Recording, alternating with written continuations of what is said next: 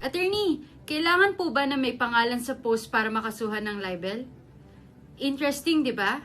Let's break it down. Under Philippine law, hindi kinakailangan na explicit na banggitin ang pangalan ng isang tao sa isang defamatory post para makasuhan ng libel.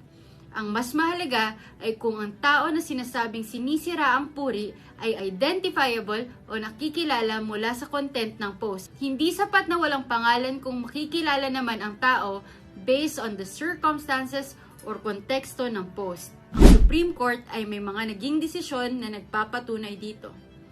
Kung ang isang tao ay maaaring makilala mula sa post, kahit hindi binanggit ang pangalan, pwede pa rin itong ituring na libelous. Pero halimbawa, sa isang kaso tulad ng kay Ogie Diaz, na acquit siya dahil bagamat may defamatory statement, hindi naman malinaw o sapat ang pagkakakilala sa tao na pinaparatangan. Kaya identification is key sa libel cases. So tandaan, hindi lang pangalan ang batayan ng libel.